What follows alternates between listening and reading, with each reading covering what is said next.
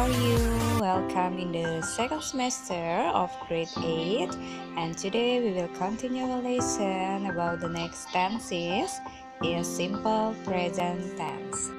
This material we will discuss about the definition and function, formula, and the example of sentences.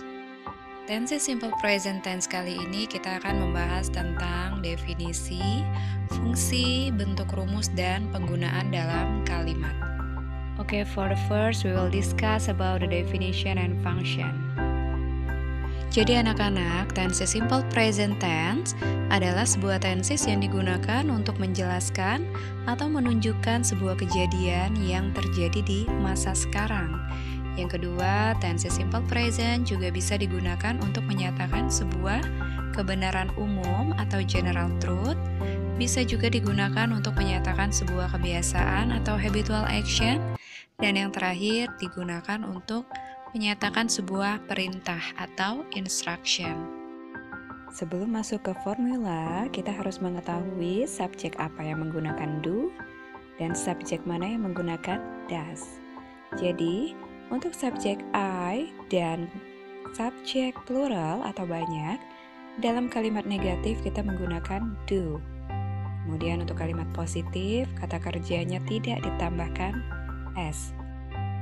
Kemudian untuk subjek singular, she, he, dan it, dalam kalimat negatif menggunakan does. Untuk kalimat positif, kata kerja ditambahkan s. Okay, for the next we continue to formula. For the positive sentence, we use subject plus verb 1 plus object. Kemudian untuk kalimat negatif, subject ditambah do or does plus not plus verb 1 plus object. Jadi yang membedakan hanya ada penambahan do or does plus not. Penggunaan do dan does kita lihat penjelasan sebelumnya. Dan untuk interrogative sentence, kita hanya merubah posisi antara subject dan do or does. Do yang sebelumnya berada di nomor 2, kita letakkan di pertama. Kemudian subject kita letakkan di posisi yang kedua. Kemudian di akhir kalimat, jangan lupa menambahkan tanda tanya. Selanjutnya bisa kalian pahami lewat tabel berikut.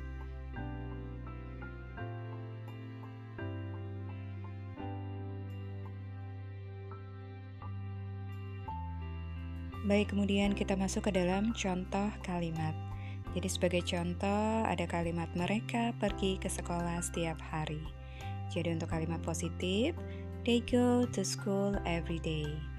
Dan untuk kalimat negatif, karena subjeknya they atau plural, sehingga menggunakan auxiliary atau modal don't.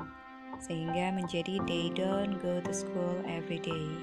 Dan untuk kalimat interrogatif, tinggal mengubah posisi do dan they. Jadi do berada di depan, kemudian diikuti dengan subjek. Do they go to school every day? Penggunaan do dan does digunakan jika dalam kalimat terdapat kata kerja. Dan kita lanjut ketika kalimat tidak memiliki kata kerja, kita menggunakan to be. Jadi to be di dalam simple present tense ada 3, yaitu am, is, dan are. Jadi untuk to be am selalu dipasangkan dengan subjek I, to be is dipasangkan dengan subjek singular atau she, he, dan it, sedangkan are dipasangkan dengan subjek you, they, dan we. Selanjutnya bisa kalian pahami lewat tabel berikut.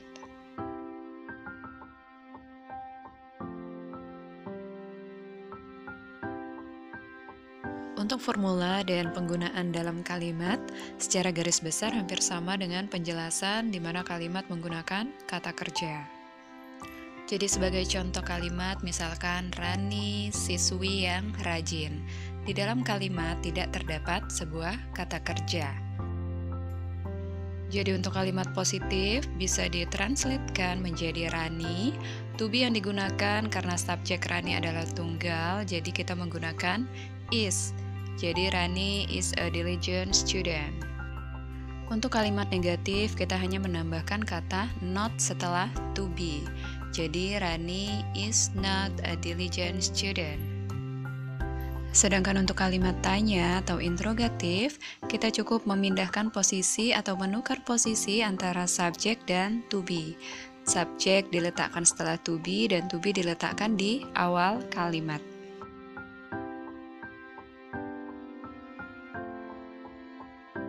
Okay, student, I think that's all for this material today.